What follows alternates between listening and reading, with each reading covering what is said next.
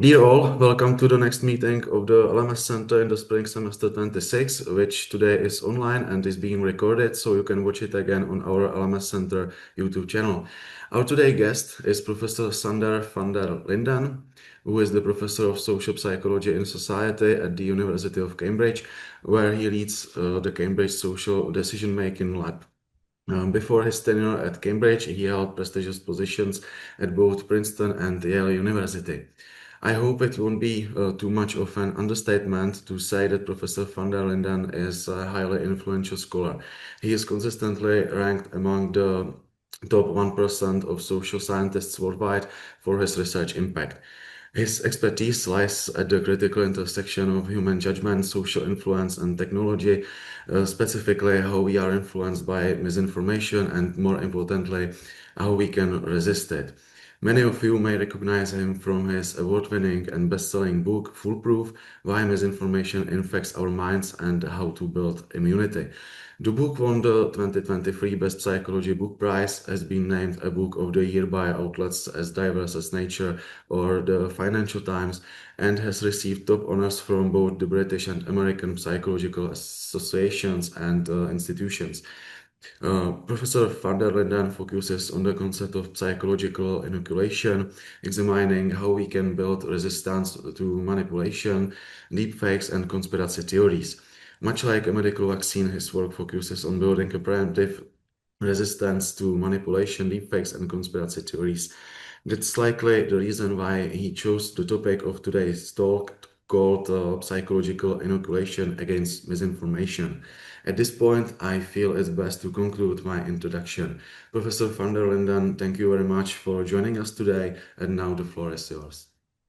Yeah, thanks so much for that lovely introduction and pleasure to be here. And thanks to funders for supporting this event today. Now, one of the first things I'd like to do is usually it's a bit easier with the live audience to do a little quiz just to illustrate the principle of how do people figure out what's real and what's fake. And so I tend to give people this quiz. And all these stories were widely reported. Two of them are fake. So the question is, which one is true? Putin issues international arrest warrant for George Soros. Baby born in California was named Hard Eyes Emoji. Or criminal farts so loudly he gives away his hiding place. And sometimes people read some of the books that I've written, so then you probably know the answer. But for people who haven't, most people actually say B, which is quite interesting. Also, I gave this talk in California once, and most people in California seem to think the right answer is B. Seems emblematic, maybe, of the type of thing that would happen in California. But actually, the right answer is C. This really happened, and this was in the US, in Missouri. Some guy was hiding in the bushes and passed gas so loudly he gave away his own hiding place. And at the time, the sheriff's department even tweeted, "When you're having a hashtag shit day." So sometimes the truth is smellier than fiction. And even though this is kind of a beyond the fart jokes, it primed us to think about a larger question of empirically, how do you assess people's ability to discern what is true and what is false? Now, if you had read about this story, you would have already know the answer. But then it's not a test of your ability, it's a test of your memory. You're just retrieving what you know from memory, right? And what we're interested in is actually testing a skill. So we spent a few years coming up with this skill called the Misinformation Susceptibility Test, or the MIST. And this is a psychometric instrument that taps into a latent ability and to actually show that people do systematically differ in their ability to discern manipulation from non-manipulation, and you can capture that variation. And we used an AI at the time. This was before ChatGPT even. We used an AI to create the headlines to make sure people had never seen them before, to sort of rule out any involvement of memory. And of course, it's not so easy when you talk about news, other areas of psychology like personality or workplace assessment. There's a long history of doing assessment, whereas here it's a bit more fickle, right? Because different cultures have different types of news changes. And so, we weren't under the illusion that this was going to be a stable, permanent construct that would work everywhere for the end of time. But surprisingly, the retest reliability over several years is actually pretty stable, and it does seem to get at this sort of underlying construct. So, don't want to bore you with the math too much, but we use kind of a standard item response theory method to look at the difficulty of the items and how well it discriminates between people who do well and poorly on this test, and also a new method called exploratory graph analysis, which is kind of a social network approach to how items cluster. And they give slightly different solutions, but there's a lot of overlap. And we have a short and a long version of the MIST, and we actually have an article about how you can use neural networks for item generation and psychological skill development. I mean, even at this time, we used GPT-2, well before ChatGPT became popular. It was already scary good at generating large numbers of items that seem plausible. And so what you get from the scale is this latent discernment ability. It's called veracity discernment. And it breaks down into two components, your real news detection ability and fake news detection ability. And then there's response bias patterns you can pick up from this task too. So if you say fake to everything, then you're, very distrustful. If you say yes to everything or true to everything, you're a bit naive. And so people also get a feedback from this test. So it's a nice thing for the public as well, and it's free. Anyone can take this test. We have a website for it. Hundreds of thousands of people go through it, so we get gather lots of data. YouGov, the survey company, uses it they use it to benchmark the US and UK population norms for how people perform on this test. So here's some of the items. Certain vaccines are loaded with dangerous chemicals and toxins. Um, the government is knowingly spreading disease through airwaves and food. Government officials are manipulating stock prices to hide scandals. So, conspiratorial sounding things. But substantial minorities of people actually endorse these claims, which is a little bit worrying.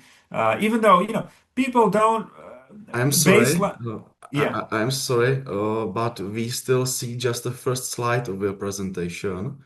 Is it okay? Oh, oh, that's weird. Let me try to share it again. Um, huh? Yes. Can you see it moving now? Yeah, it's moving. Oh, okay, weird. Yeah, so this was the quiz. These were the items of the quiz. Then we went to the misinformation susceptibility test. Here's the paper. If people are interested for the MIST and behavior research methods, then we looked at the item response theory and exploratory graph analysis methods to test the scale. This is a methods article about how to use neural networks for item generation, and then we came to the actual scale factor structure, which is the veracity and discernment ability and real news detection and fake news detection, as well as the response biases of naivete and distrust. And then the YouGov surveys that use all the items. So here you can see what the actual items are of the test and the percent of people thinking that it's real, which is quite substantial for the US and also in the UK. So it's not that people fall for all of these headlines, but a substantial minority of people endorse them, which is interesting. So if you correlate this with where people are getting their news from, um, so most people are getting their news who are getting their news from Snapchat or Truth Social are in the lowest scoring percentiles, and people getting their news from the Associated Press or NPR in the highest scoring percentiles in terms of the number of questions they get correct. Um, Now, another way to spin this would be to say that this test is just a reflection of whether people read the mainstream media. But I would say that obviously accuracy, and we know this, accuracy in the mainstream media, though not perfect, is much higher than the news people are getting from social media. So there is a correlation. And indeed, if you look at the breakout by age groups, we consistently find that young people do the worst on this test. And we thought this was a US phenomena, but we've replicated this with data from 60,000 people across 24 countries. And this is a persistent sort of pattern that young people do worse on this test. And it so happens that they're also much more likely to get their news from social media. So it's not causal, but it's an interesting correlation. Are things going well now with the slide progression? I assume so. Yeah, Okay. yeah, it is. It is. Yes, Yeah. it is. Okay. So, some of the consequences of misinformation. Obviously, people here in the UK were setting phone masts on fire because they thought 5G towers were causing or exacerbating the coronavirus. Totally false conspiracy. Not just a Western phenomenon. In Iran, people were hospitalized because they read on social media that, drinking methanol would cure the virus. Even kids, there were lots of excess hospitalizations in Iran. Um, Here we had Southport riots, 2 summers ago in the UK that were fueled by, I mean, anti-immigration sentiment isn't solely caused by fake news, but in this case, there was a fake news story that, provided the fuel for the fire that caused widespread riots. Putin's claim that the war in Ukraine is to target Nazis, the Capitol riots in the US, Israel Hamas, lots of visual propaganda during intergroup conflict, RFK Jr.'s decimation of public health science in the US, AI-generated fakes during protests and natural disasters. Now, I'm not a fact checker, but my concern is in the history of propaganda and the propaganda techniques. So, for example, here's a classic example of a gentleman who claims that the COVID-19 mRNA vaccine will change your DNA type of conspiracy. And sure, people can have questions about new technology and so on. But what people also should know is that since the beginning of vaccinations, people have tried to run campaigns that make people scared of the idea that the vaccine is going to change your body. And that is an important thing for people to factor in when making their individual beliefs, when forming their individual beliefs, because um, it is a propaganda technique and it is consequential. I mean, the United States is getting rid of this technology because they think it's changing your DNA, which is obviously completely false. But um, if you go back to the 1800s, where it's Edward Jenner's first modern, he invented the first modern vaccine. I mean, the practice of variolation, dates back much longer than that. But the first modern vaccine, which was the cowpox vaccine against smallpox, if you look at the propaganda from anti-vaccine activists in the 1800s who were already present, they didn't have Gen AI, but they created very visual propaganda of cow udders sprouting out of your mouth and ears. So here's an example. You can see the cow udder popping out of your eyes and so on. So the whole idea was that if you took the cowpox vaccine, you were going to turn into a human cow hybrid. So, it was a fear mongering about the vaccine. It's going to change your body. That's 200 years old. But somehow we fail to anticipate these techniques of propaganda. And let me give you some other examples. Again, just as people have questions about new technology, people can have questions about what's the right level of immigration for a certain country, right? But then there's also blatant fake news, such as that, immigrants are eating cats and dogs, which is something Trump said. And then all of a sudden in the UK, we get Farage claiming that Eastern Europeans are eating swans in public parks. I mean, complete nonsense. The Royal Public Park Service had to come out and say this is totally false. Nobody's eating swans.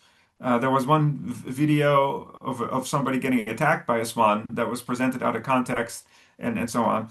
And sure, if you want to get philosophical about it, I'm sure you can find some person in the world who's eaten a pet. But that's not really the point, right? It's that the claim that immigrant communities at large are massively consuming animals, pet animals. And the question, where does this come from? It didn't come from Trump. It didn't come from Farage. In fact, indeed, if you go back to the 1800s again, the United States, you see tons of propaganda that Asian immigrants to the United States were accused of eating rats.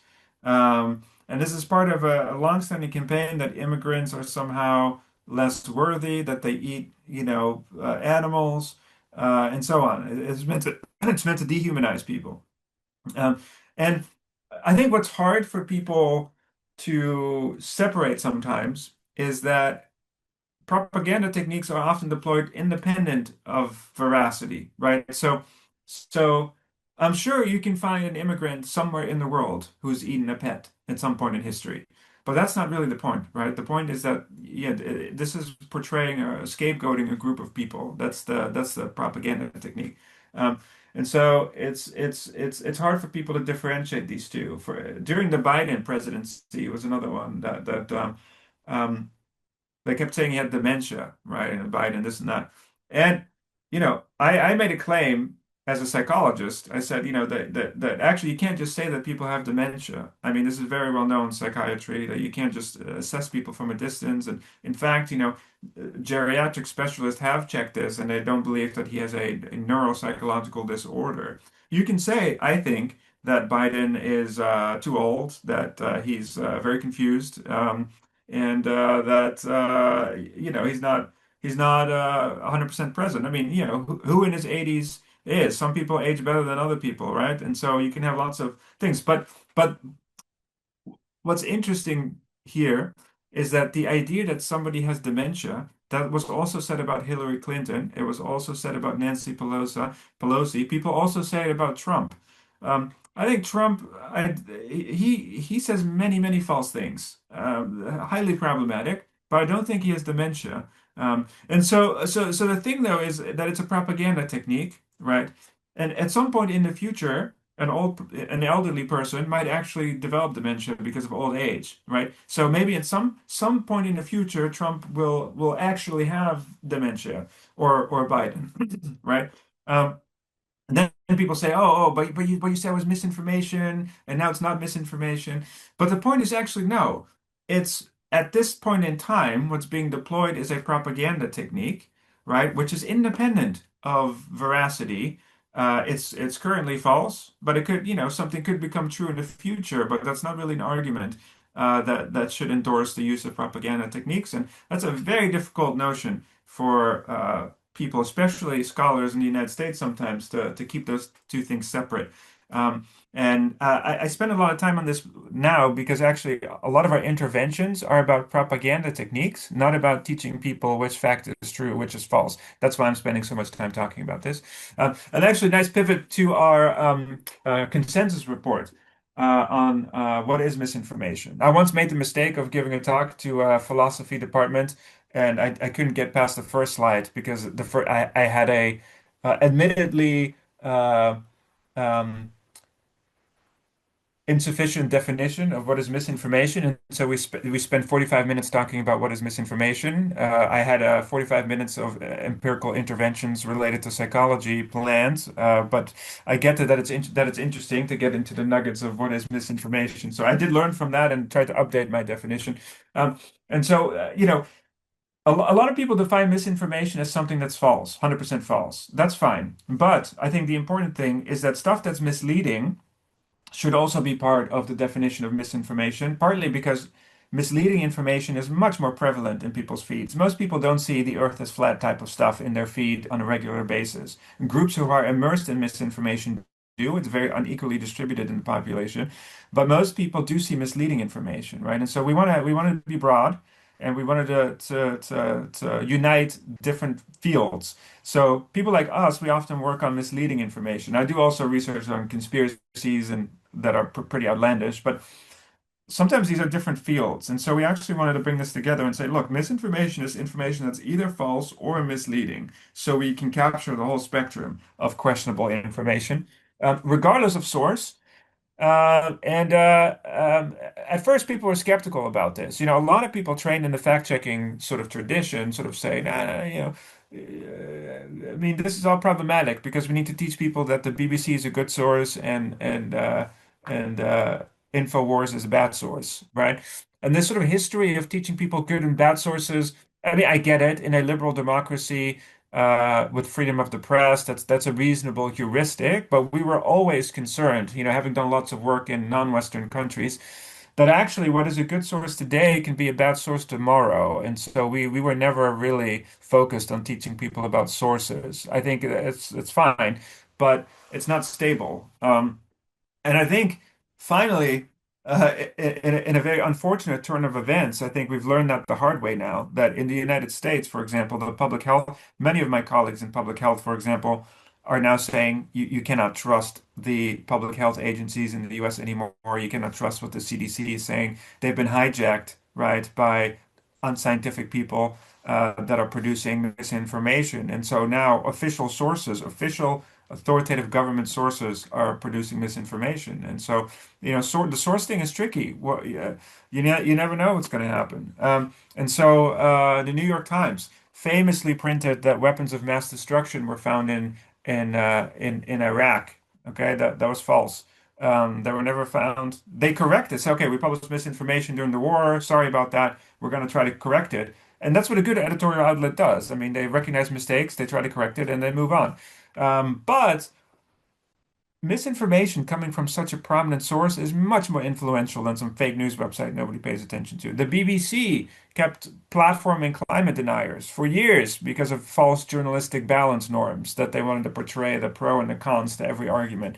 It was only, less than 6, 7 years ago that they decided to get rid of climate skeptics in the debate, and because at some point when there is a scientific consensus, which is not infallible, obviously it changes based on the evidence, but so far the evidence hasn't changed that humans are causing global warming, and so we don't need to hear from you know people who produce anecdotes that climate change is a hoax, for example. And so that is much more influential, and research actually shows that. And then people ask, of course, okay, but how do you determine misleadingness? What's the underlying epistemological process? And it's sort of like, well, I'm not a philosopher, right? But um, for thousands of years, we've had means of establishing what is coherent rhetoric and what is fallacious rhetoric, right? So we have fact checking, we have forensic science in the legal system, we have scientific consensus, we have known markers of deceptive or epistemologically dubious content, right? Presenting opinion as fact, lack of context, logical fallacies, thousands of years of documentation on how this all could be misused to mislead people. And uh, we do have good means. It's not perfect, but we have reasonable means of establishing what is misleading. And that is part of the definition for me. And if you look at the research, you actually see that this was from Facebook data combined with experimental evidence. What they found, this is a commentary we did on a science article because it was so fascinating. What they found was that fact-check misinformation reduces people's intention to get vaccinated if it's false about vaccines.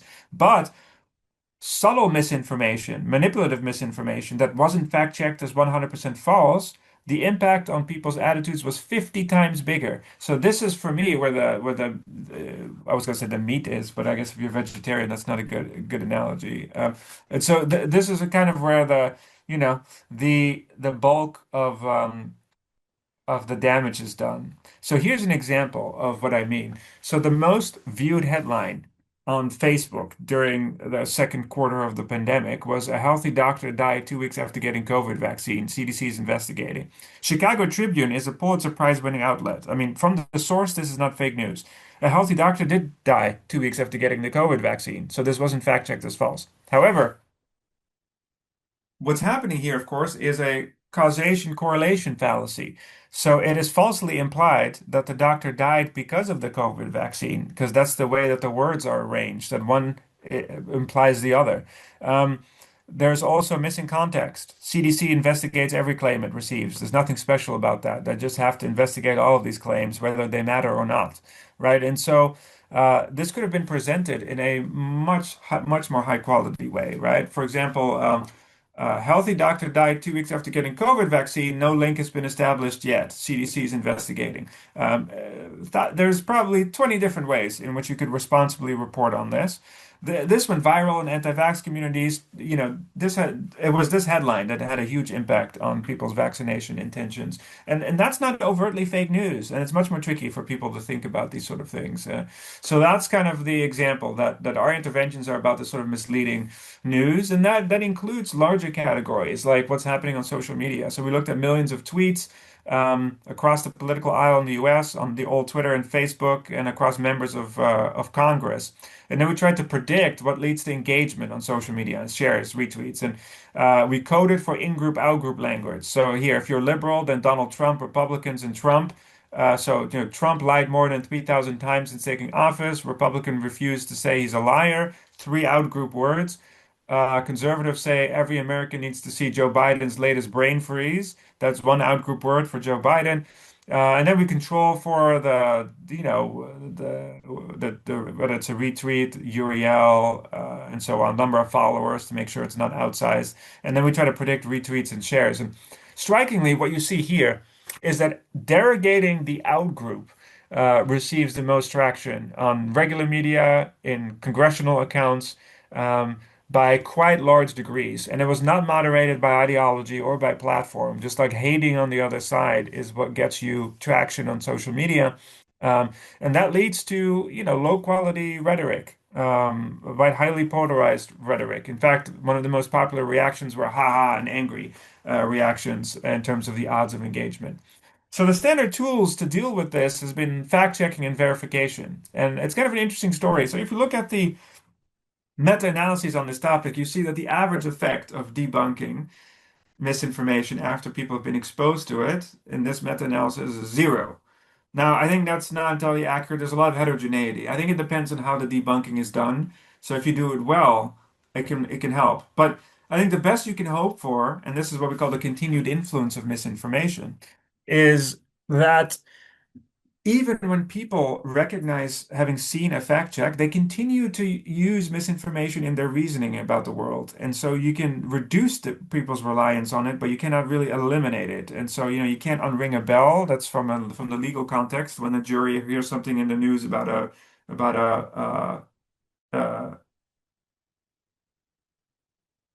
when the jury hears something in the media, right, about a defendant that they're not supposed to hear, and the judge says, you have to disregard that. It's hard to unring a bell, and that's true for misinformation too. And there's some interesting neuroscientific studies on when you put people in a brain scanner and you tell them a claim, and then later say, oh, that's not true. There's some interesting things that happen, and there's kind of two broad explanations. One is that people fail to integrate the correction into their mental model of how the world works. And that it happens for lots of reasons. The initial misinformation is viral, emotional, sticky. The correction is long, scientific, boring, doesn't resonate with people's political beliefs, right? And so people fail to integrate it. The other is called an integration error. So people fail to the other is called a retrieval error.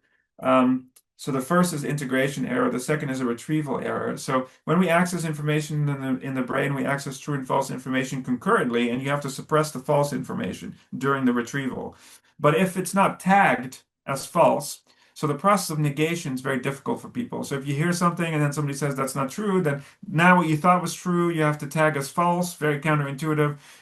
And so people fail to suppress the misinformation during retrieval, and so they continue to retrieve it even though they vaguely know that it's false. Um, Practically, it doesn't really matter, though. I think the bottom line is that when you try to correct something, you're in a disadvantageous position. Now you have to say somebody else said something that's false, so you have to repeat it in order for people to know what you're talking about. So you have to repeat the falsehood, which reactivates all the links people have in their memory. And memory is like a social network, right? It has nodes, concepts, and links between the concepts. And the more you talk about the misinformation, the stronger you reactivate the links. And then in order for that to be overpowered, the correction needs to be even more prominent. And so there's lots that can go wrong. So a good debunk minimizes repetition of misinformation and emphasizes the correction in a way that facilitates uptake, doesn't make people angry, doesn't antagonize people's political beliefs, not too long, not too boring, gives people an alternative explanation. Because if you just say something is false, people are just going to refer back to what they thought was true because they need an alternative. Otherwise, there's a gap.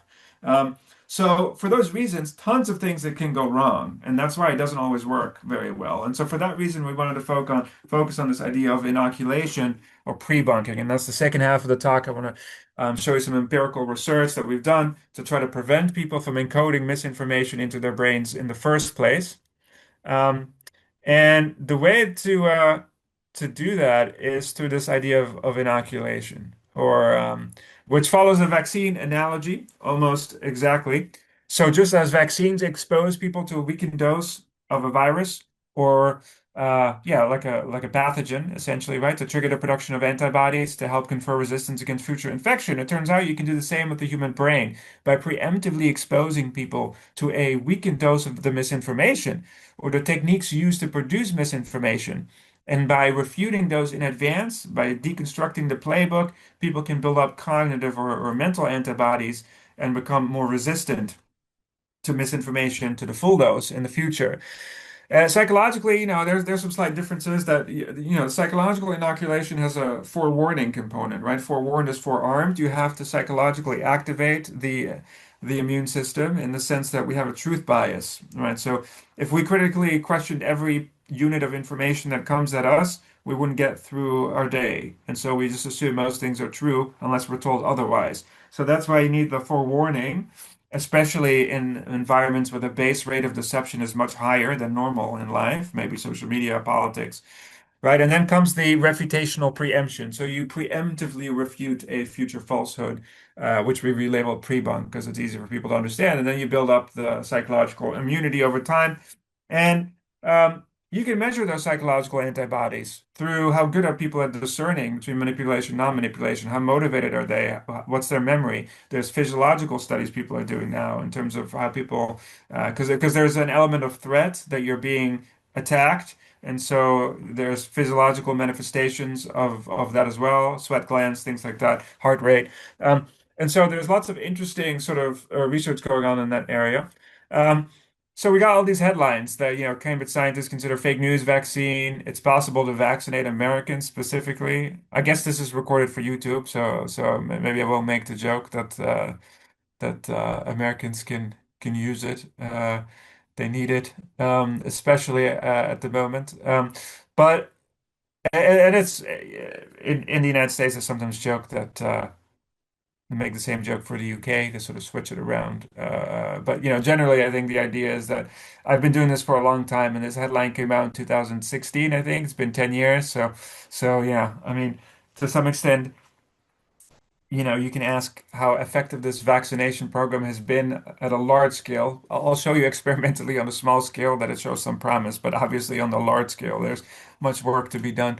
Um, I, we did lots of lab studies, and I don't want to take you through all of those studies, but the basic setup is somebody comes to our lab, right? We give them a 500-word essay that forewarns them and pre-bunks manipulation techniques with a weakened dose administration of what those manipulations look like. And then we let people browse the internet, and voila, we find that they become more resistant to it. Um, so lots of journalists then told us, okay, but how does this really work though? Because like you can't pre-bunk every single claim, just as you can't fact check every single claim. And um, what about the real world? Like people are not going to come to your lab to get vaccinated. And so we thought these were good points. So how can we make it broader? So we thought about, okay, well, what if we vaccinate against the underlying manipulation techniques, and then the specific instances could be variants, like in the viral analogy, like it's the same virus but different strains of the virus. So maybe we can have broader spectrum immunity.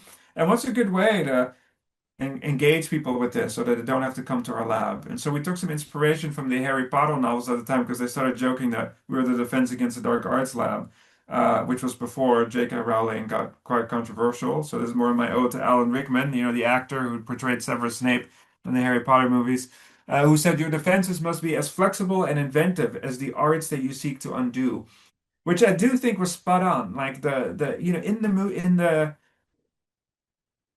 in the stories, right, unlike other classes, in order to overcome the dark arts, you had to actually experiment with those dark arts a little bit in order to learn how to overcome it. It was kind of dangerous almost. Um, and I think that was a nice analogy for us to think about how we would actually do this. Um, and the dark arts of manipulation are changing. Deep fakes, Gen AI, micro-targeting, and so we can't just be doing the same old, same old. So initially, we came up with the idea of gamifying the approach, and the game is called Bad News. And Bad News, it was the first kind of fake news game at the time. It's a social media simulation, and we had this sort of quote unquote crazy idea at the time of like, well, instead of fact checking, what if we actually just expose people to weakened doses of the techniques that are used to manipulate people online? Let people step into the shoes of a fake news tycoon. Take the perspective of like a really bad dude on the internet trying to manipulate people. That could be the weakened dose. Weakened if we make it fictional and funny. And exaggerate it so that nobody actually believes it, but it gets the point across. And so people step into the shoes here of, let's say, Donald Trump. I'm back. Great idea, Joe. By executive order, I'm renaming Canada to North Dakota. Hashtag you got annexed. So this is a joke that we made 3 years ago, but now actually Trump has insinuated something like this, so it's supposed to be fictional. So I think we actually have to update this now. But the goal of the game is to get as many followers as possible without losing credibility. If you're being too ridiculous, you lose all credibility, right? You actually have to make use of these manipulation techniques. Um, and what matters here is actually not so much the content. We're trying to distract people with the content, and that's what I meant with veracity early on.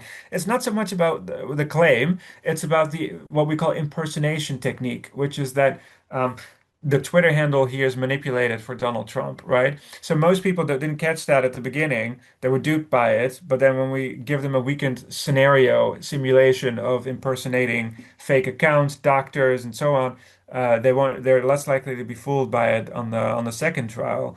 Um, and you know, in theory, you could have an impersonated account that says something that's true. But what we want to do is empower people to spot the manipulation. Because even when it's true, if it's done for manipulative purposes, people might want to think twice about it. And so that's been kind of our philosophical or epistemological motivation behind this, which not everyone agrees on that. Some people are just like, no, we only focus on stuff that's 100% false. Um, but we just feel like that's not really the issue. I think the big issue is propaganda, which often leverages some degree of truth in a manipulative fashion. And we want citizens to be empowered, informed, make up their own mind. But in order to do that, they need to be able to understand the techniques of propaganda. So the mainstream media is one massive conspiracy, hashtag fake news. So this is interactive, right? People respond to you. Doge investigation confirms UK Prime Minister Keir Starmer was the inspiration for Mr. Darcy from hashtag Bridget Jones' Diary. What else are the Brits hiding? So because Elon Musk loves to troll the UK Prime Minister, we use a weakened dose of trolling. We use Elon to illustrate a weakened dose of trolling. He's the master of trolling, so who else to use better than Elon? And who doesn't like to poke fun at elites, right? So it's also fun for people. And so you can impersonate official organizations, and so people respond to you. And again, you can choose characters. You can make fun of the left or the right, doesn't matter. Because the narrator kind of says, for example, here are the techniques that we run people through: us versus them, polarizing language. Doesn't matter what side you're on. The goal is to polarize, right? Impersonating, conspiratorial thinking, trolling, emotional manipulation, discrediting the mainstream fake fact checkers using doubt and denial. Um, and where did these six come from? I mean, we invited people. We did some ethnography for like a year. We invited people who worked in Russian troll farms to come present their techniques to us. We interviewed, intelligence people who work in the intelligence community. So we did a lot of background research. And these are by no means the only six, but those are six prominent ones that we started with. And then, everything's fake. It's taken from real news, though. So even though it's technically fake, it's inspired by real events. So somebody impersonated Warren Buffett. That's where the Twitter example came from. So it has ecological validity, but it's fictional for ethical purposes, right? And so this thing went viral on the internet. So we didn't put Cambridge on it, nothing. It just, people on the Reddit, like a proper old person, as I say, they thought that this was interesting, and so we got this sort of Reddit hug of death that they crashed our servers. So millions of people flocked through this intervention, which was great for research because we asked people to opt in to do a little test. And so within a couple of weeks we had 30,000 data points. And so here you can see real news that doesn't use manipulation, neutral language. Darker bars are post. This is before playing the game. So how we test people is somehow this slide went missing. It's basically the tweets that, like I showed you before, and then we ask people on a scale of 1 to 7, how reliable do you find this? How trustworthy? How manipulative? So we're not interested in simplistic notions of true false, but we want to know now, that you have been inoculated against propaganda techniques. How reliable do you find this? And that's kind of what we're talking about. So. For the techniques that have the manipulation present, people find it significantly less reliable for each of the techniques included in the game. This is the whole data distribution. These are medians.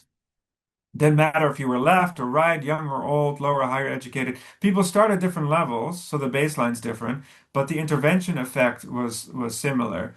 Now, one major criticism was like the density is already at the low end. So like people who come to this game are open-minded, willing to learn, right? And so we started doing randomized controlled trials where the placebo group is assigned Tetris, a game unrelated to misinformation.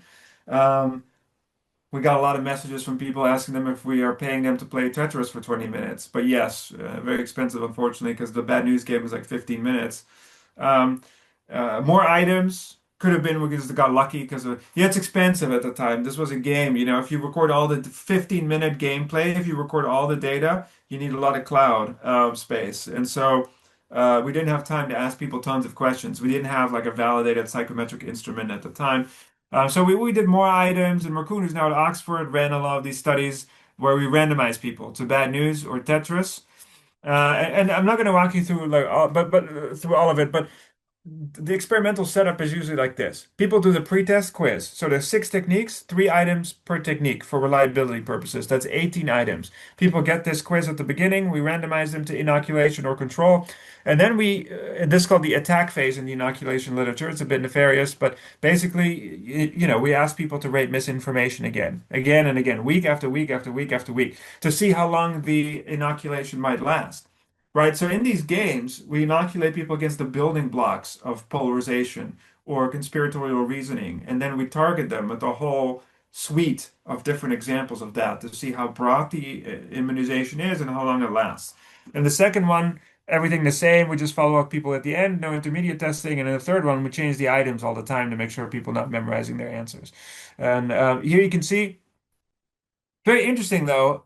Difference between treatment and control, which you can see here. So this is the average. The y-axis is always the average of the fake news items. Um, People find fake news less reliable. Density shifts to the left, meaning, the bigger density of people saying now it's unreliable compared to the control group. But I said to recruit, I mean, this is not possible. 3 months, no decay. Even with regular vaccines, you need booster shots, right? So this is a bit fishy. So on our second experiment, we noticed something interesting. You can see there's still a treatment control group difference, but it's creeping up again. So people find misinformation more reliable again. Um, and so what we learned from this, and actually in a latest Nature paper, where we did this with not just games, but games, videos, text, lots of different ways over long periods of time. Over 10,000 people participated in this. Is something interesting. Is that here these curves represent the treatment effect. So inoculation is green. So you get inoculated, you find fake news more unreliable than control, which is the red line. And you can see from memory, which is one of the key mechanisms here, that this is going up a lot. But then you can see at about 10 days it starts to decay and then it goes exponential back to um, the control line. So what we've learned from this is that the vaccine actually decays over time. And the reason why it didn't at the very beginning here is because we were unintentionally boosting people by engaging them every week. Because it turns out there's 2 psychological mechanisms that underlie the efficacy of inoculation. One is motivation. People need to be motivated to resist disinformation. And two, memory. People forget stuff. And so you can boost people either through motivation or memory. And we tried lots of ways of independently boosting people. And you can see that here, the blue line. So if you boost people, and you can see that here too, you can preserve most, not all of the immunization, but most of it. So people do need to be boosted, and it's kind of a theoretical model that um,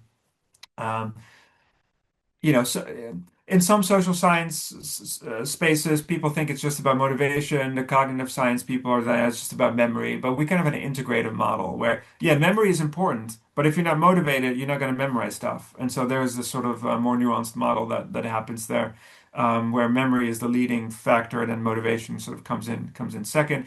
We looked at in-group, out-group. So another student was sort of like, oh, okay, great, but um, well, on these test social media items that you have, you're not really varying the source. So in real life, people get misinformation from sources that they agree with. So maybe that would disrupt the inoculation. So Cecilia, who's in Copenhagen now, did this experiment where she invented a conspiracy about Uber creepy, tracking your every move, and then she varied the headline to CNN or Fox News, and then she matched it to what people declared their ideology was at the beginning of the study, so either conservative or liberal in the US. And then what was interesting is that yeah, if the misinformation aligns with your political group, you are more likely to think it's reliable. This is the pre-test. This is control where there were no sources present. This is the standard inoculation effect that we observe, that people post-intervention find it less reliable. You can see that there's still a treatment effect for the in-group misinformation condition, but it's smaller than the neutral no source condition. So sources do interfere a little bit with the inoculation, but doesn't fully eliminate it. So good and bad news. Um, and it helps people discern between the two. So, once we got, and now kind of going into the more applied sort of insights, once we did tons of studies on this, the UK government helped translate this intervention into lots of major languages around the world. I think we have a Czech version, we have a Lithuanian version. Um, um, uh, Somehow, some languages are not on there, surprisingly. It was very much, ad hoc based on their priorities. But this allowed us to do large scale sort of cross-cultural testing, because the game's adaptive, it allows you to respond to real sort of conflict as well. So we had one in Ukraine during the war in Russia, Hebrew, India, where people replicated our study nearly exactly independently. But then actually we learned that there are massive differences with the global south. So we went into the global south in India and we didn't replicate it at all. And so what we learned actually was that the rural-urban distinction is much more important than the country. So in major urban centers in India or Brazil, the responses actually look pretty similar because people use social media in a similar way. They get the humor, they get the sarcasm. In rural areas where literacy is low, people don't use social media in the same way. It's very different. None of this kind of lands, so we have to massively adapt our interventions in order to make it work for rural areas, which was an interesting sort of lesson. We have a version for kids that we go into schools with. So same lessons, but now it's SpongeBob, much more age appropriate material. Um, and we do this in Sweden, for example, one of the leading countries to adopt some of these interventions, where we do it with high schools and individuals and pairs with the whole class. And yeah, D is the average effect size. It's about zero point 0.3 for these interventions. That's a modest effect size, standardized mean difference, right? But it's not a cure-all sort of thing. And so basically, it didn't really matter what the format was. Students found fake news less reliable in most conditions, and they found real news more reliable. Um, and then this is a kind of interesting diagram of students who were engaged versus the small group who was disengaged. Generally, you see students focusing less on the content, which is what we want, and more on negative strategies, right? So that follows the intervention. And there's a small group of jokers who are actually saying more nonsense things post-intervention. So that leads to questions about how can we engage the whole classroom, right? There's always a few jokers in the classroom, and how can we do different interventions? And there's been meta-analyses of this stuff. Again, average effect size varies zero point 0.2, zero point 0.3. We did our own recently, a pre-registered Bayesian meta-analysis of 33 of our experiments with 37,000 people, where we found out it's about zero point 0.3. But we did a signal detection theory analysis, which is quite interesting, which separates out not only can you accurately discern or the hit rate, but also false alarms, which regular statistics don't really give you the false alarm rate. So this is where people say manipulation where there's no manipulation. And so you want to improve the hit rate, so you want to be higher here on the left, right, without increasing false alarms. And that's kind of what we see. This is pre-post, this is against control and treatment, is that the line bends more towards here. So high hit rates without any extra false alarms. And so that's what you see, that the intervention calibrates people, right, to be more discerning without really increasing false alarms. We did one with the WHO during the pandemic. So they said, 15, 20 minutes, that's too long for social media. Can you do a 5-minute one for the pandemic, talking about fake doctors and conspiracies and so on? And so we were able to team up with the World Health Organization and the United Nations, and they helped scale this. It became actually one of the most popular pages on the WHO website, which was kind of concerning. But in terms of what information people are seeking out, but we were able to reach 200 million people. That was really the first large-scale pre-bunking public health campaign. We did randomized controlled trials in 3 different countries to ensure the game was effective and so on. Um, Now, the WHO doesn't have a sense of humor. Well, at the time they didn't. So we wanted to call the game Unmasked, unmasking manipulation, but also unmasked because of the whole masking fiasco with the WHO. They didn't think it was very funny. They wanted something boring, like, how do things go viral on the internet? But to their credit, the good people of the WHO, after pestering them for years about this, they did have a massive switch in how they think about things. And so they came with a proposal many years later that said, look, okay, we hear you. We need to step into the 21st century, engage with people on social media. We got this proposal where, uh, Jimmy Kimmel has this sort of episode on mean tweets where celebrities read out all the horrible things people say about them on the internet. It's kind of funny. It humanizes them, right? And so they were going to read out mean tweets about the WHO and the director general Tedros was going to do that, and then but instead of Tedros, it turned out to be me. And so, but we did this sort of campaign where I tried to actually pre-bunk the trolls who don't trust anything and sort of say, look, here's a brain. I'm going to brainwash you, and I'm talking about how you can be inoculated, and I use the techniques on myself to illustrate them whilst I'm washing people's brain and sort of explain where the term brainwashing comes from.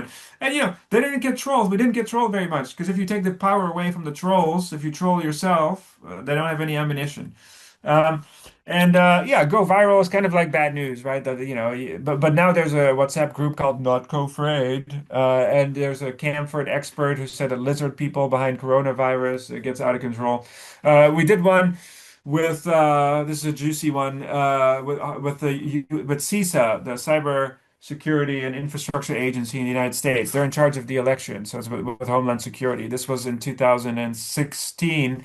So we wanted to secure the election. So we created an election version. And this is inoculating people against foreign influence manipulation. So Chris Krebs, who was the head of CISA, fired by Trump because he kept debunking Trump's election fraud-related claims, um, came up with this pineapple pizza metaphor. And basically he said, look,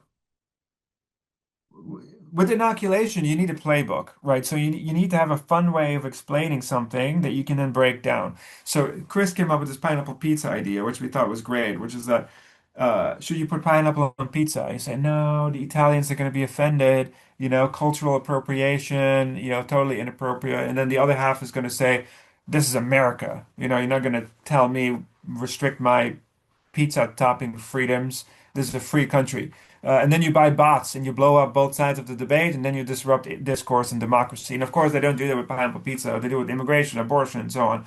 So we use that to create a game called Harmony Square, and you disrupt elections in real time. And then we test people with like polarizing stuff.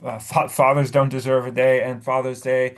This MAGA guy got killed in a hunting accident. Somebody commented 1.5 less MAGA Billies in the world. At least they died supporting their beloved Second Amendment. Now, this is not true false. This is about polarizing divisive stuff, right? That we want people to recognize this is meant to get people riled up. And see in the inoculation condition, people find it less reliable.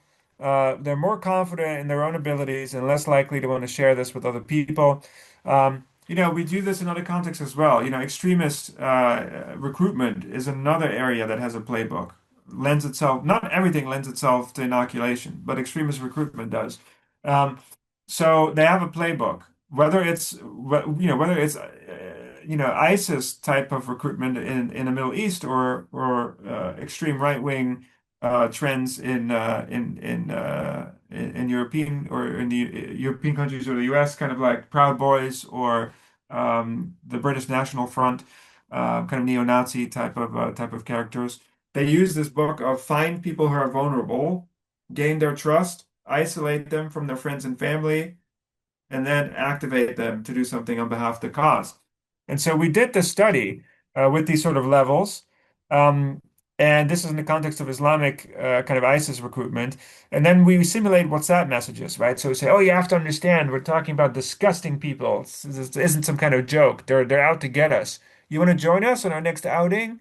But it's not just fun and games. We're a tight-knit group. And so slowly we pull people in with this kind of messaging. Um, and then we ask people, how trustworthy is this? And again, you see that inoculated people are more resistant to it. They can see it's manipulation. Um, and we replicated this actually in a real study in Iraq in areas formerly controlled by ISIS with vulnerable youth there. Not everything replicated, but the main finding did replicate. And then finally, the last thing I want to say before closing, because then I think we're about at the hour mark, is technology companies at one point were excited about helping us years ago. They said, "Look, we've read this stuff. We want to help." But you have this problem. People have to volunteer to come to your interventions. We're Google. We own YouTube. You know those annoying ads that you can't skip on YouTube. What if you put the pre-bunk there, right? What if you create short pre-bunking videos? 30-second, 60-second videos. And then we could scale it to billions of people all at once. And we thought that was a great idea. So we worked with YouTube to create these videos, a warning, weekend dose of manipulation, maybe scapegoating groups, and here's some microdose examples of how to spot it in the future. We did lots of lab studies where people asked to, differentiate manipulative from neutral messaging in inoculation versus control. But of course, social media companies wanted something that's neutral, right? Something where the weakened dose poses no risk. You can synthesize a weakened dose from real issues, but they didn't want to talk about climate and immigration. So we looked to popular culture, and it turns out there's a lot of popular culture that uses these techniques in a fun way. So politicians love to use false dilemmas, right? So this was for YouTube. So YouTube is less about news and more about, gurus radicalizing people on their platform using manipulation techniques. And so we looked at things like false dilemmas, scapegoating, ad hominem attacks, um, incoherence. And so false dilemma is one of my favorites. Politicians love to use false dilemmas, right? Either you support this country or you're against this country. And so the whole idea obviously is to pretend there's only two options, take out all the nuance, and you breed extremism. But what could be a weakened dose for that without talking about any real issues? And so we found a clip from Star Wars, Revenge of the Sith. Here's Anakin Skywalker, who, spoiler alert, goes on to become Darth Vader, of course, talking to Obi-Wan Kenobi and says, if you're not with me, then you're my enemy. And then Obi-Wan replies, only a Sith deals in absolutes. And then our narrator kind of goes like, don't join the dark side, don't use these techniques, right? I'm not going to do the whole Luke, you're my father thing, but the also a different episode. But the whole idea is that this is the template, the DNA of a false dilemma. If you're not with me, then you're my enemy, right? If you support this country, you're against this country. If you don't support semi-automatic rifles in the context of a school shooting, then you're against the Second Amendment. So people just need to know the template in order to get broad spectrum immunity. So when we tested this with Google, why give illegal immigrants access to social services? We should be helping homeless Americans instead, right? False dilemma. So here's the nuanced version. Hey, just a thought. Why can't we do both? Let's talk about it, right? And so it took years for them to actually allow us to test this stuff on YouTube. And so after a while, we ran a campaign with millions of people, and we could poll 30% randomly in the control or the treatment with one question. We did iterate the questions to make sure it's not an item effect within 24 hours of being exposed to the video. So people either saw our video or a control video about freezer burn. And then we prompted them. You know those ads that ask you about brands all the time, right? It hadn't been used for education, so we kind of hijacked the design to use educational pre-bunks and then use that to test people to see if they could correctly pick the right technique. So in the lab, we had big effects in the lab for psychology. I mean, sizable, but on for real on YouTube when people are distracted, it was about a 5 to 10% boost. Um, in terms of the effect. A lot of media reported like, okay, what good does that do? 5 to 10%. But we gotta be realistic. Companies pay millions for a 1% increase in brand recognition because they know 1% increase in brand recognition leads to X amount of sales. So when YouTube noticed that we could get 5 to 10% boost for a 30-second ad that costs like 5 cents, that's they were excited about that potential because they could scale this, but they didn't. And that's the unfortunate story. I mean, Google did. I mean, Google tried. They ran these campaigns with hundreds of millions of people validating it on their own. They ran during the EU elections. We tested it in 12 European countries. We just had a paper out today. Modest effects, but they worked pretty consistently. Um, but they never made it mandatory on YouTube. YouTube basically said, this is way too risky, misinformation. We don't want to talk about that. So they have the evidence, right? But they're not implementing it, and so I think they, can't really be trusted to do the right thing. Um, and of course, you can target people with Coca-Cola ads. That's not risky, right? But showing people educational videos, that's interfering with free speech. But targeting people with addictive products is that's not a problem for free speech, right? So it's very interesting how they, apply these principles. So we created a method on how to do this without the corporation of a social media company, and how you can run these ads on, for example, Instagram. So we created a practical way of assigning people to treatment control groups with Instagram ads. We just did a study. Baseline recognition of emotional manipulation on Instagram, not good. 38%. And people say, people know about this emotional manipulation. No, people on Instagram don't know about that. Only 38% get it correct in a very simple example. But then you can boost people with the inoculation to almost 60%, right? That's pretty good. And then people clicked more to learn about inoculation. Baseline is super small. Most people don't want to click on stuff on Instagram, but still 3 times higher than in control. We have a new game called Bad Vax on vaccination. We did a handbook for NATO on how to use this for peace missions. Deepfakes we're doing now, also finding some success with that. We're using LLMs to automate the pre-bunking. Large language models can be inoculated as well, something we're working on. Perhaps the greatest real-world example is Biden actually using a pre-bunk to throw off Putin's invasion of Russia. So we were working with the State Department at the time. They pre-bunked the initial plots to invade Ukraine by warning people and by giving them a weakened dose, saying, "Oh, you're going to see fake videos, the propaganda. It's going to look like Ukrainian soldiers on Russian soil. However, you should know these are actors. It's all fake," which threw off Putin's initial attack, aligned NATO states to avoid polarization. Then, of course, Russia still invaded, so the pre-bunk is not gonna it's not gonna undo a war, but it can be strategically impactful, in that sense. We talked with policymakers, got it written into the Digital Services Act for regulation from very large online platforms. We're now doing population level models from epidemiology to try to understand misinformation spread, and if you introduce the vaccine, you can sort of model peak disinformed in the population, peak immunized. Like, what would it take to actually do this on a large scale for policy purposes? And we're going to end it there. Thanks so much. I said a lot. I'm happy to take any questions. I hope this was useful. And here's some of my own propaganda. Okay, so thank you very much for your insightful talk. And now we have still some time for discussion. So Doruk was the first, I think. So it's your turn. Yeah, I am thinking that are you stating in a society we should always avoid conspiracies or believing in a conspiracy is always unreasonable? Because sometimes conspiracies turn out to be true. So there are things that are true, but not obviously so. So it's in like a category between truth and falsehood. What do we do with such information? And I am thinking that for people to believe the more unreasonable conspiracies, there needs to be some previous event that erodes the trust of people in certain narratives, so they are more likely to believe alternatives, or some previous political event, let's say, that makes them more likely to believe a political conspiracy. So yeah, that's what Yeah, I'm yeah. thinking. No, absolutely. So I think our position is that um,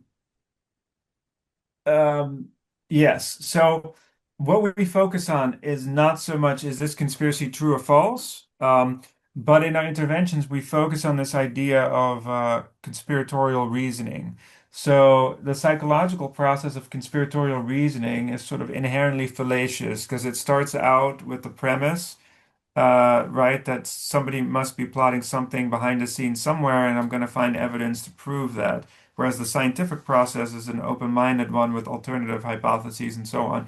And so the conspiratorial worldview is never like, oh, there's a conspiracy going on here, and I have good evidence for that, but I don't believe in other conspiracies. The conspiratorial worldview, it tends to be one where evidence of one conspiracy is evidence of another conspiracy. And so what we try to do is illustrate that the conspiratorial reasoning process is inherently flawed, not necessarily believing in a specific, people are plotting to do, financial companies hide stuff, people plot to deceive other people, right? That's not news, but the sort of conspiratorial reasoning, a kind of a monological belief system that is void of rationality. That's the sort of thing that we focus on in a lot of our interventions. And we do, I mean, admittedly, we do kind of push for a priori skepticism.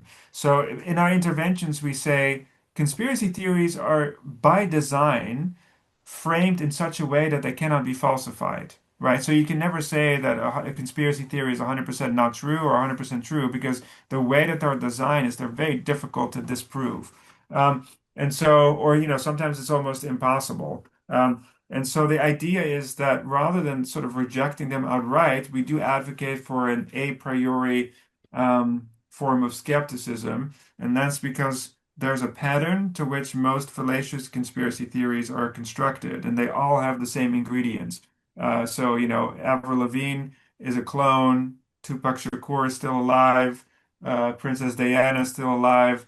They all involve, and we have people sort of constructed in this way. So the ingredients are overriding suspicion, nefarious intent. It's never that there's a good intention, right? That there's reinterpreting randomness into a causal story.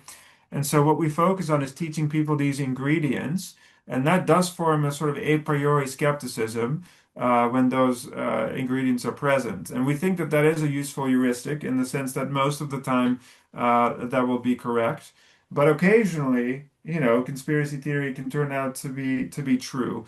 And so what we try to cultivate is the sort of antidote to conspiratorial thinking, which is open-mindedness, right? That you will not say that a conspiracy is 100% false, but you're going to be open-minded and have non-conspiratorial alternatives. And that's the key thing, right? That you have weight of evidence, you have different weights and different hypotheses, and you adjust based on the evidence.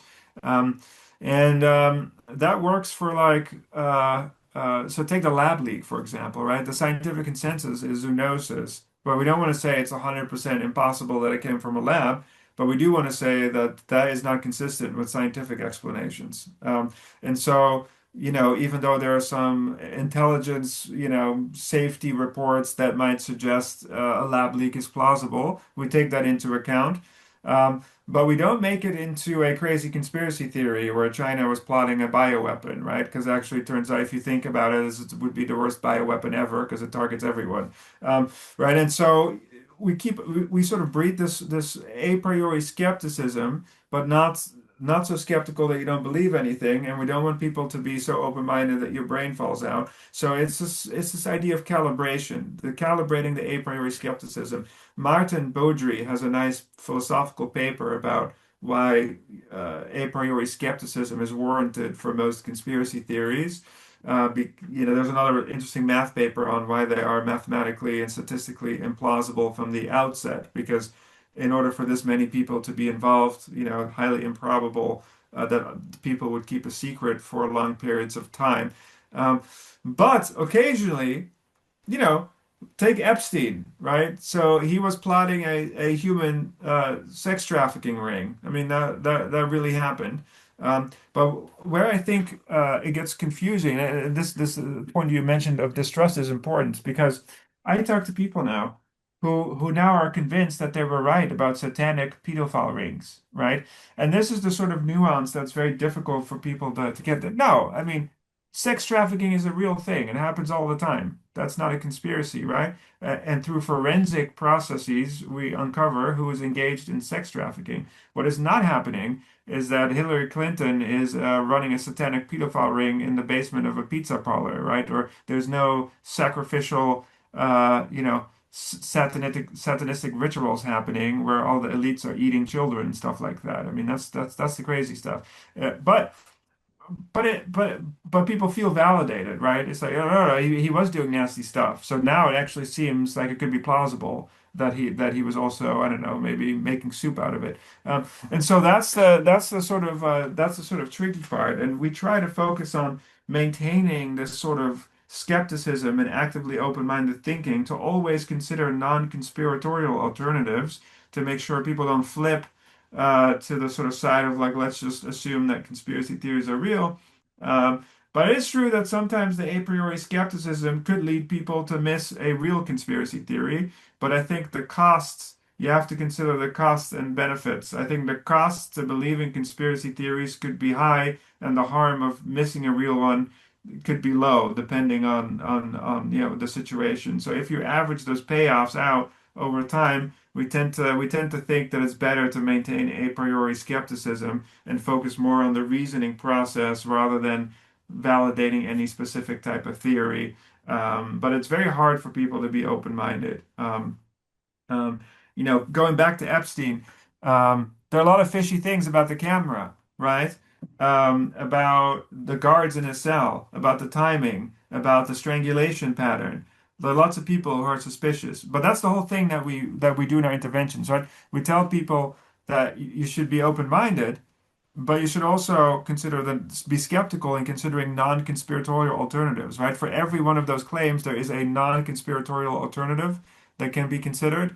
So it's not that we want to jump to the conclusion that something is a conspiracy. We want to keep the sort of scientific mindset and gather evidence. And that's what we hope to calibrate people with during our interventions. But it's a valid question because we could turn up we can make people more skeptical, can make people less skeptical, but we feel that we have a decent balance. But anyway, that was a very long answer to a very short, reasonable question.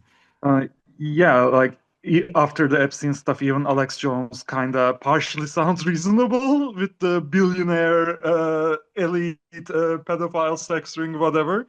But I am thinking that like, does every conspiratorial thinking need an intervention? Because the arrangement of society is as such right now is that there are actually very dangerous conspiracies probably going on with the elites, whatever. That maybe we need like some amount of very paranoid people to go after these little threats so we can uncover maybe something potential dangerous which would later turn out to be true and it would be beneficial for us to know. So like maybe some investigative journalist is very paranoid minded or like conspiratorial minded but pulls a thread which turns out to reveal something very important. So do we intervene at like uh, every opportunity? Is like the amount of intervention necessary? How do we determine that? Hmm. I mean, my sense is that if you look at most like Watergate, conspiracy theories that have really happened, it is usually the case that investigative journalism, forensic bodies, financial authorities, through normal means of investigation, and this is what we call normal cognition instead of paranoid cognition, is that a lot of these conspiracies are discovered through, standard types of cognition. And we should be focusing on that rather than encouraging the paranoid cognition. I mean, that's kind of how we tend to think about it, is that if there is a conspiracy, it will be uncovered through regular means. And I'm sure there's bad people in governments plotting bad things, and I think that is, probably public knowledge. And there are official bodies, international courts, governments, right, trying to work hard on figuring out how to hold bad actors accountable in the world and what they are plotting. it is rarely the case that somebody in a basement somewhere talking about lizard people and satanic pedophile rings is actually uncovering a real conspiracy. So for those reasons, I think it's better left to professional bodies whose job it is to go after these things rather than encourage people to get into sort of paranoid ideation, even though it is tempting. Because, Alex Jones also said that the Boston bombings were crisis actors until he was put in court and claimed, oh no, never mind, it was all real. I was wrong, right? And so I think it's probably useful for people to keep in mind that Alex Jones, for example, is not a trustworthy actor, and they probably should disregard all of his conspiratorial babbling. But even if he is making some true claims about Epstein, but yeah, I think in general. I think the best thing people can do is to be open-minded. Like, do I know what happened to Epstein? No. Am I saying it's a conspiracy? No. There's no evidence that it was a conspiracy. Uh, are there things that are fishy about it? Absolutely. There are multiple factors that are very fishy, but they could also all be explained by bureaucratic randomness. If you ask an LLM about Epstein, it's very interesting. I don't know if you've ever done the conspiracy debunk bot, but they are very persuasive in actually outlining all the non-conspiratorial ways in which these independent events might make it seem as if there was a conspiracy, but actually could be explained by totally logical errors that are unlikely, but still happen in those cases. So for example, most of the cameras in these prisons are outdated. Several cameras failed during the Biden administration on high-profile criminals. So the frequency at which the cameras fail is actually very high, which makes this stand out less as a unique sort of factor, right? So it's easy for people to get persuaded by the conspiratorial narrative, and they forget about all the logical things. That's why we try to so stable. Let's keep the a priori skepticism, but let's also make sure that the people who are supposed to go after these things are also actually doing it. Yeah. Okay, thank you. And Sasha is the next. Yeah, thank you. So I actually have two questions, but I don't know if we have the time, and I also see that other people have questions, so maybe I'll I just can try to be succinct. Go for it. Okay. I mean, the second one is mostly curiosity, but the most important one is I want to ask you about the format, the different formats of misinformation. So, most of the examples that you presented were text or relied on text, even though there are a few examples that relied on Yeah. images. I mean, at the end, you talked about Instagram stories, so presumably in those cases, it relies on images and maybe also Mm. videos. But the question is, do you have any thoughts on the differences between textual misinformation and pictorial misinformation? And maybe more precisely, do you think that the dynamics are similar and that so the inoculation methods that you used would work kind of similarly on the two? Or do you think that they are vastly different uh, Mm-mm-mm. functionings and so that the differences are very important and would not warrant the same kind of method for the two formats? Yeah, I think that's a good question. So now it's true that most of our interventions feature some kind of text. Even the ones that have visuals, there's still text present around the visuals.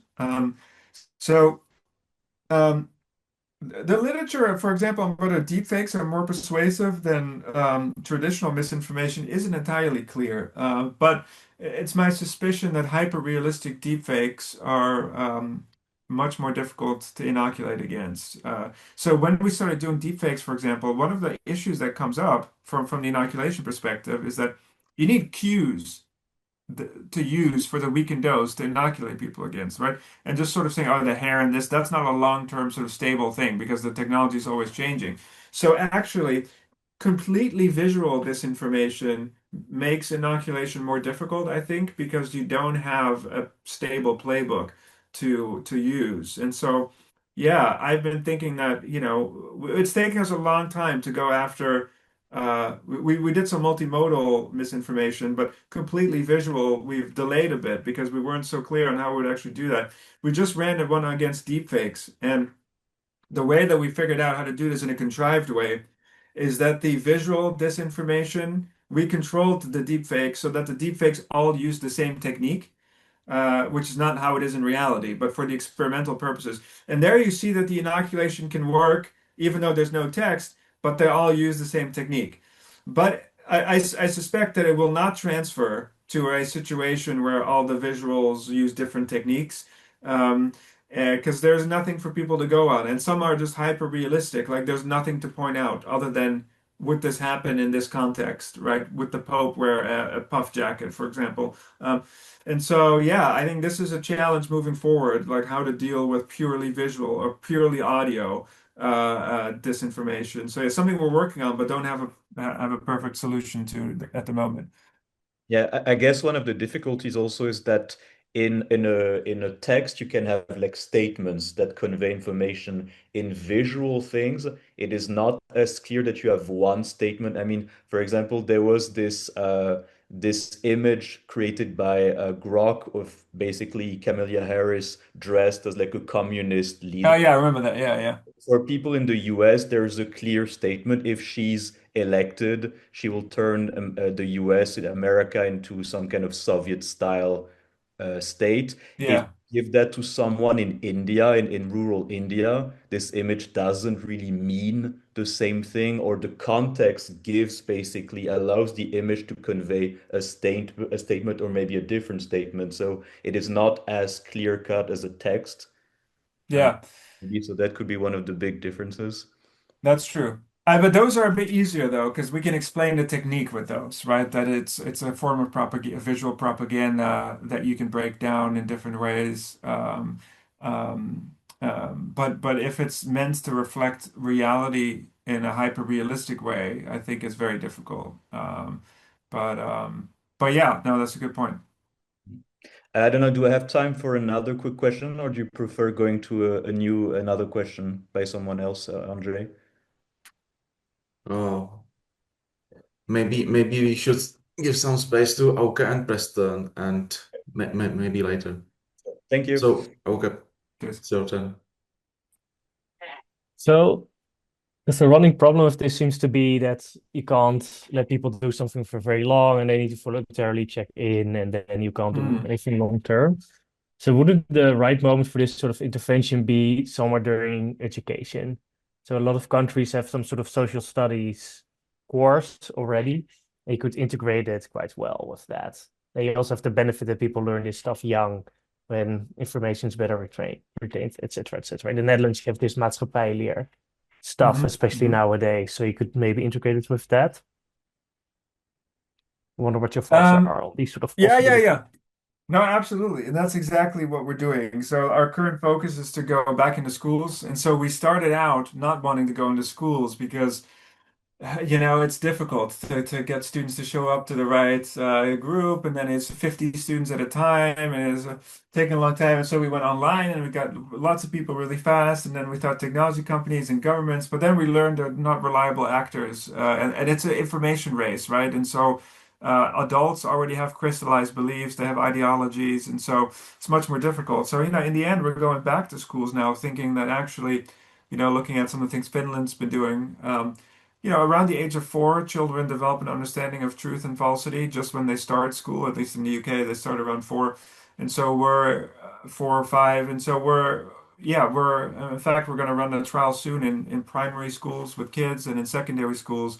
And we've done some already in Sweden and the Netherlands, but there are not that many of them. So we want to do larger trials in schools because that is the ideal moment to do the pre-bunk and not tell kids what to believe, obviously, but to empower them to spot manipulation techniques wherever they might be coming from, and to build resilience from an early age so that when they become adults, they're not as susceptible. At least that would be hope. The other thing would be that in the educational system, if it's not just part of a course, but if it's its own thing, and they do it, every year, that by the time they graduate, maybe the immunity is more permanent than from a 30-second video. That if you have the time to do it with students throughout the whole semester, every year, especially with Gen AI stuff, then there's potential for longer term immunity. So yeah, that's exactly what we're trying to do now and get funding for and do sort of larger trials with. And yeah, and the question of um, yeah, we do live in interesting times. So the question of conspiracy always sort of comes up. And it's interesting that philosophers actually dislike the way psychologists think about this sometimes because we tend to be on the skeptical side, whereas philosophers tend to have more, I don't want to use the word empathy, but they're a bit more understanding of the idea that conspiratorial questioning can have some epistemological functions that are good for democracy, for example, right? And psychologists tend to sort of reject that notion more. Um, but I do think that it's good for kids to question things. And that we want to instill this sort of critical thinking mindset, but that's based on obviously being able to spot logical fallacies, which are very much deployed in conspiracy theories, confusing correlation with causation, for example, and starting out with what you want to be true instead of an open investigation. And so but somehow I think teachers are very uncomfortable talking about conspiracy theories. They don't know much about them. They don't want to counter them. And I think the solution is maybe to move away from the specifics too much and just focus on the overlying patterns. So the one I always use in education is the birds aren't real. Do you know that one? Yeah, that one's right.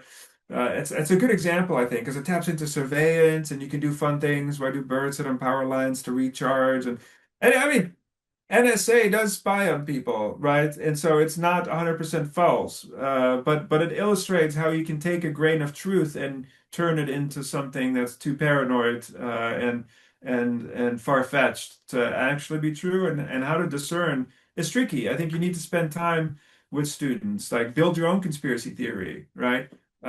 We did one with kids here where they come up with like, oh, we have a cure for diabetes, but the pharmaceutical companies are hiding it. The question comes up, yeah, but pharmaceutical companies are sometimes doing shady things, right? Like the opioid crisis in the United States. And how do you know when it's a conspiracy and when there might be something to it? And I think building that muscle is not something you can do, necessarily with a 60-second ad. So integrating it into education, I think, yeah, is going to be the future of a lot of this work. Thank you. Thank And you. Preston, now it's your chance. Okay, thank you. Very quickly. So you mentioned that in the case of looking at the Global South, that you saw a difference between, Yeah. um, it looked like the divide was an urban-rural divide. Did you see that Mhm. same kind of divide in the US or in Western Europe as well? Is there an urban-rural divide there? And then what do you do? Because you said you had to modify the intervention. So how do you do to address those people? Yeah, that's a great question. In Western Europe, it was less so. I think there was a bit of a difference in Eastern Europe versus Western Europe, but within Western Europe, it didn't matter. I mean, to be fair, we didn't go to like the outskirts of Western European countries, so it's a bit hard to say. But if you look at the nationally representative samples in Western Europe, there weren't actually that many differences. But if you compared in giant countries like India or Brazil, if you look at rural versus urban, there were huge differences. I mean, in the rural areas, it just didn't work at all. And What can I so, can I ask? you What know. did it look like in the U.S.? Did you look at that difference? I'm from Montana. It's bigger than Germany, and there's a million people there. And I just Yeah, wonder, yeah. like, Um, rural Montanans are going to be more susceptible. it's a fair question. In the US, look, in a national sample, we're going to get some people from Montana, but probably not people who are living out in the woods, with irregular contact, so that they're not going to volunteer to be part of a survey panel, for example. And so it's probably true that we don't have very good representation in those samples of rural areas. So I think it'd be hard to. We didn't do an explicit rural urban Okay, comparison. Google, okay. we did work with Google, um, and they did some focus groups with people. Not, I don't know if it was Montana, but they went to areas like that, remote areas, showed people the game, had a chat with them, more qualitative sort of work, and they did encounter, increased skepticism towards the idea than you might maybe find in an urban sort of center. I mean, there's no hard data. It was more sort of, qualitative data, but it was interesting that they weren't immediately open to it. And so I think part of the challenge is also not just does it work, but like how to engage people with it. And so changing the framing of the game, changing the scenarios. So we find like older people prefer a sort of who's done it scenario rather than step into the shoes of the bad guy. Young people tend to sort of prefer that sort of gaming narrative. Not everyone likes a game, so we do a video. Then we did the Star Wars. The focus groups amongst Gen Z were like, oh, Futurama, South Park, Star Wars, this must be targeted at old people. And so, it's different generations need different kind of things. And so there is a sort of degree of adaptation involved. We run one campaign with Meta once in Poland, and we had a duck that was the part of the campaign, like quacks, if it looks like a duck, quack like a duck. But turns out the duck was controversial in Poland for some reason culturally. And so, there are all of these sort of things that but those things can be managed. I think in India or Brazil, the issue was that people, so in India, for example, in urban areas, it was fine. In rural areas, people say, why are you asking me a hypothetical question in terms of like rate this on social media? Like, what does reliable mean? What's 1 to 7? They just didn't get the whole task because they don't engage in this sort of hypothetical meta thinking about if I were on social media and I would come across a post like this, hypothetically, how would I rate it? It was just not resonating with their daily experience. So we had to just fundamentally reframe how we ask the questions, how we do the measurement. The meta humor in the games had to be adapted, much more straightforward stuff. Yeah. So yeah, Okay. all of that. Thank you. I appreciate that. Okay, thank you. And I don't see Sasha with his potential last question. So uh, I think the time is up. So my thanks go once more to Professor van der Linden for his talk and insights, and to you all for your attention and for the participation in the discussion. Thank you once again. It's been a pleasure. Great questions. Thanks, Yeah, everyone. thank you very much.